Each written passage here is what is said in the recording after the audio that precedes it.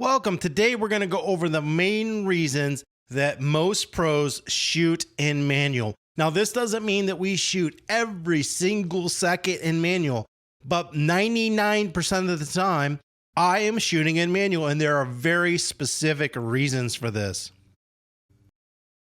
Now, this doesn't mean that most cameras could not do an adequate job of getting good exposures while shooting in either a semi-automatic or fully automatic mode. To really control what you're doing in photography, shooting in manual mode is essential.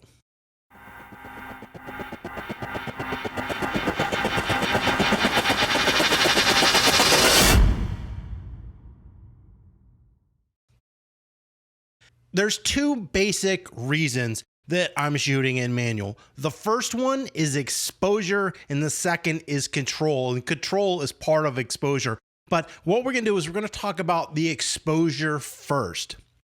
Now, the meters these days work pretty well. However, they're easily fooled because they are optimized to work in certain situations. For example, so I have this image of this dark alley, and back here in the back, we've got this building. Now, and a lot of this is kind of if or what you want. If you want to blow out this building and have a big white spot, that's okay to get the detail here. What we're talking about in this situation is having kind of this dark building and then focusing in on this back here and how to get this exposure. If you were to shoot in a manual mode, most likely it is going to overexpose this image because there's so much dark in your camera. To fully explain this, we need to talk about the different metering modes in photography.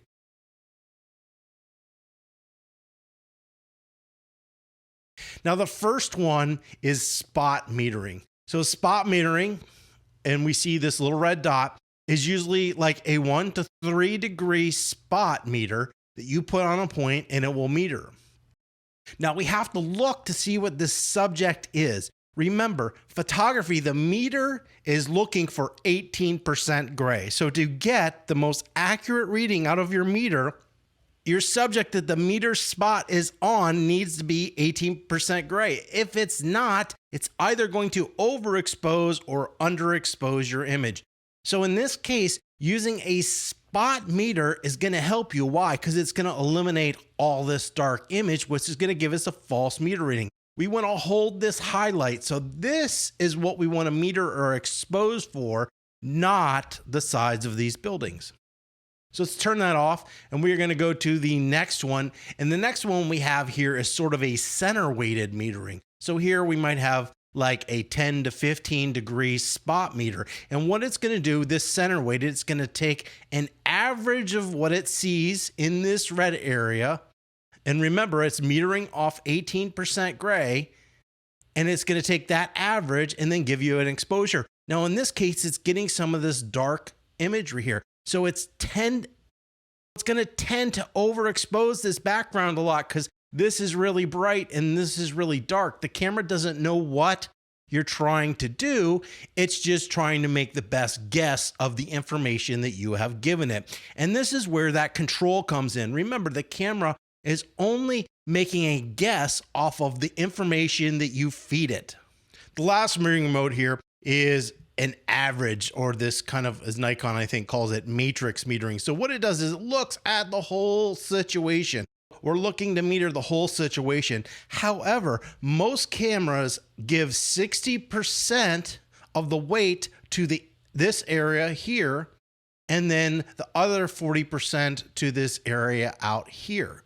So this is really dark. And then we have some dark spots here, and then we have a bright spot here.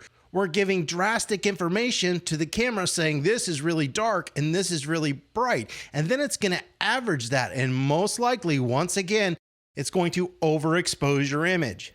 Now, it's really easy these days. Back years ago, I probably would have used a handheld meter and went out to this building here, and I would have taken a meter reading off that and then walked back down the alley and then taken my exposure. Now, because we have LCD screens on the back, we can kind of see what's going on, or you can have sort of a highlight histogram alert if you want as well. But what this allows me to do is see in the back of the camera that my exposure is for this. Now I could go into my camera in an automatic mode and tell it to underexpose or overexpose, usually plus or minus 3 stops. But truthfully, it is much faster for me to just do it manually with my finger. So one of the biggest problems that beginning photographers have is they take that manual photography isn't any good because it's too slow. And the reason it's too slow is because they're not familiar with it. I do not think about getting my exposure at this point at all. I just can do it basically instinctively, and this allows me to think about the composition and the photograph, not the exposure. So until you get good enough with your camera that you can manually and easily get to the exposure and adjustments on your camera that you want, this is going to be difficult. This is the difference between a pro, an amateur, and a beginner. A pro isn't going to have to think. An amateur and a beginner are most likely going to have to think a little bit about their exposure, and this slows them down. And this is frustrating. They would rather just stick it on automatic mode. The problem with that is where you lose control. And the last thing I want to do as a photographer is lose control over my image. So in a situation like this, and we will switch on over here to Photo Mechanic, this is my normal image, and this is the exposure, how it came. However, if I was to let the meter expose, most likely it's going to look something like this. Well, why? Because it's taking an average. Now, there's no reason that I can't blow out this and make it white. Actually, if I was trying to make this image black and white, this might look a little bit better. However, what I was going for is trying to hold that detail and highlight in the building below. And this is a better exposure. Now, the camera would never come up with this in an automatic mode because it would not understand the information that it was fed into the camera, and it would not be able to get the correct exposure. So here's the opposite. So if anybody's ever gone out into the snow and they've tried to take a picture, most likely those pictures always come out dark. And you'll see a lot of photographers take the meter and meter off their hand, because their hand, if you're Caucasian, is pretty close to 18% gray usually. And if it's not, then you need to find something else, or you could bring a gray card out with you if you wanted.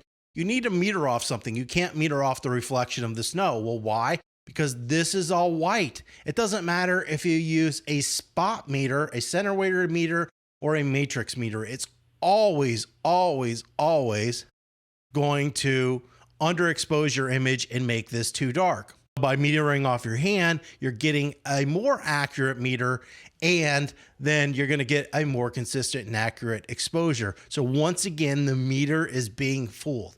And you'll be surprised, because not everything in life is a perfect mix of gray, white, and black. Sometimes you have all black in your image. The camera meter can't meter that. Sometimes, like in this, you have almost all white. The camera meter can't meter that. Remember, it's taking an average of the whole situation, but it's looking for 18% gray. And if you have a lot of dark, it's going to overexpose. And if you have a lot of light, it's going to underexpose. So here's an example of this correctly exposed, and then here's that underexposed image. Now, another situation that you run into is where you have really bright areas on one side and really dark areas on the other side. Now, the question is always, the camera doesn't know which side to meter for. Usually, as a photographer, you're trying to hold your highlights. You don't want to lose those highlight values. Sometimes, however, though, you might be exposing for the shadow areas and you want this area to go darker. So in a situation like this where we're sort of backlit and we have sort of side lighting, the camera doesn't accurately know how to make the correct exposure.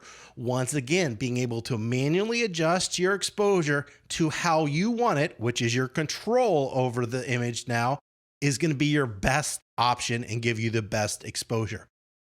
Now, sure, all cameras can shoot in RAW, and with RAW, you can over and underexpose.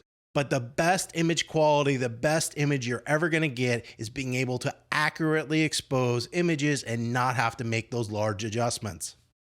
Now we have this portrait here in which it's backlit, meaning the sun is coming from behind our subject and illuminating them.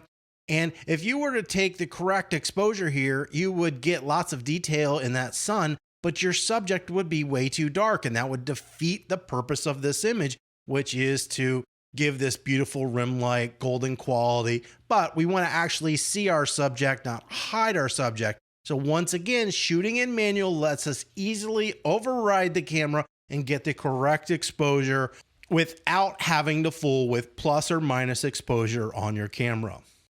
So next, let's talk a little bit about image control. Your different image modes that we have here are going to be aperture priority. So in aperture priority, we're going to give the camera the aperture that we want to shoot at, and then it's going to give us the corresponding shutter speed that is appropriate for what it thinks is the correct exposure. Shutter speed, you're going to give it the shutter speed. It's going to pick the corresponding aperture to give you what it thinks is the best exposure. Auto and program modes, it's basically going to pick everything. And then you have a few other modes in which there's like a sport mode, a portrait mode, and other things like that. So in the sports mode, it's automatically going to try to pick as fast as the shutter speed as possible to stop it. Now, the problem with that is if you don't have your ISO in the correct spot, even though you're on sport mode, you might get an image that you're going to be unhappy with because it's going to blur. Well, why? By not setting your ISO high enough in this situation, it's not allowing your shutter speed to be fast enough, even though you've told it, hey, I want you to be fast enough to do this. Now, if you do have a high ISO, it's gonna help and it can improve, and you can achieve good results by shooting that way. Once again, having control over your camera is gonna give you exactly what you want. Sometimes the aperture that the camera might pick for your depth of field works to give you a good exposed image, but it could be either too much or too less than desired for what you're trying to achieve in the image. And this is where things get important. In aperture priority and shutter priority, basically you're picking either the shutter speed or the aperture, and usually you have your ISO set unless you do have it set to auto. I don't suggest setting it to auto, but there is the possibility of doing that, and then the camera's picking that as well. There's twofold by using aperture priority and shutter priority. First of all, you can't guarantee your exposure is going to be accurate. So just like we talked before, the camera's taking an average or guessing from the input that it's getting from what it sees, but that doesn't mean it's accurately going to give you the correct exposure. The second thing is just because it's giving you the correct aperture or correct shutter doesn't mean it's the one you desire. A photographer is trying to achieve something very specific. You have light, you have color, you have movement, all kinds of different elements in the composition of that image that you're trying to get at. And controlling that either stop action or blur motion or depth of field in your image is very important to it. Shooting in manual allows you to have that control over your image. So in this image, right, we're trying to get this little blur all over this image. The camera would have a hard time understanding how to do that. By understanding how the shutter works and what situation you're in, it makes it really easy to set this at like a 15th of a second and get this little bitty motion blur, or maybe drop down a little bit more to an 1/8 of a second to get this image to come out exactly how you like it. Now, when you're shooting at low shutter speeds like that, you lose a little bit of control because there's some unknown as to how much movement you're going to get, because you don't know if your subject's going to move or something else is going to happen in the image, but still you're basically controlling that image. So we have this image here. Now we're trying to do what? We're trying to stop that action. Now, most people know that above 500th of a second, you're going to be able to stop action. However, you would be surprised to stop water droplets like crystal clear, so they're little water droplets, you might need to shoot at 8,000 all the way up to 17,000th of a second. Now, cameras don't go to 17,000th of a second. So how does that happen? So right here, we have this image of this kind of milk and strawberries. Now, the way the photographer actually stopped this is a really high speed flash. They're using a flash that has a really fast duration of 15,000 or 17,000th of a second. If you don't use that, what's going to happen is if you look at this, you notice you're getting that blur right here in this image. Now, the ones right in the center aren't moving that fast, but as they get out farther, the water droplets are moving fast. Now, even though it's basically stopping the action, you're still getting that blur because this water is moving so fast compared to how close it is in the frame of your camera. Most people, I think, are shocked that when you do this type of photography, that the shutter speed is actually stopped by flash, not by shutter speed. So once again, we're controlling an element to achieve something so we get optimum results. Is this working? Yes, but this is the optimal result that we're interested in. In normal sports like this, you could shoot at a 500th of a second. It would not always stop that action. 1,000 would be better, but 2,000 is a much better shutter speed. Now, sometimes you can't get 1,000 or 2,000 on your camera because your ISO might be set at an auto or too low. So by manually being able to increase your ISO to override to give yourself and allow for more exposure is going to get your shutter speed up around 2,000ths of a second to better stop the action. Now, in some cases, we might actually want to just blur an image. So in this, the camera's on the tripod and we're doing a really long exposure to get that white light coming towards us of the headlights and the red lights of the parking or brake lights that are going away from us. So we're using or controlling the exposure manually because the camera would never understand. It would try to make a perfect exposure and most likely overexpose the sky in this situation. But what we're looking for is kind of the movement of the light, which is the key elements. Once again, using a manual exposure, and you might have to guess it this one a couple of times, is still going to give you the optimum results. And the last image we're going to take a look at here is what's called panning. And in panning, what you're doing is your camera is moving at the same speed of your subject, which is this guy on this motorcycle. However, you're shooting at a really slow shutter speed. Now, there are a lot of variables in this. You could literally take 200 photos and sometimes only get one that works. This is not an easy situation. So you're moving at the same speed as your subject, but you're shooting at such a slow shutter speed, the background is going to blur. The faster your subject is moving, the more your background's most likely going to blur. Also, the slower your shutter speed, the more likely your background's going to blur. There's different things that you can do to achieve these results, but once again, the camera could never figure this out on its own. This is something where you need that manual input, which is giving you the control over your image. Now, there is one situation in which I shoot in a semi-automatic mode all the time. However, I still have my shutter priority and my aperture priority in a manual mode. And what I'm doing here is a lot of times when you're shooting sports, the sun will be setting. So on the left side of this field, which it isn't right now, it's dark. The right side over here is in highlight. It would be very difficult to manually adjust the exposure, whether the person is running down here or running down here, because you don't know whether they're going to be on this side or this side of the field. This side on the left is dark and this side on the right is in bright. What I do is I actually set my shutter speed where I'm going to be able to achieve the stopping the action that I want to. I'm going to put my aperture usually pretty low, but at a place where I can achieve good exposures in the highlight and the shadows without being too slow to ruin my shutter speed. And what I do is I actually put it on auto ISO, not in aperture priority or shutter priority. So I'm letting it pick the ISO, but I'm keeping very specific shutter speeds and apertures. And what I will do is I will manually put it over here and I'll look at my shadow to make sure, even if I'm at 2,000th of a second, that I can get a good exposure if my ISO goes up really high in the darkness, or maybe only 1,000, and then I can still accurately not blow out the image over here. So there is a little testing that you need to do, but that is the only time in which I actually shoot in a semi-automatic mode in photography. Hopefully you've learned a little bit about why I shoot in manual, why I prefer manual exposure, and manually to control everything that happens on my image.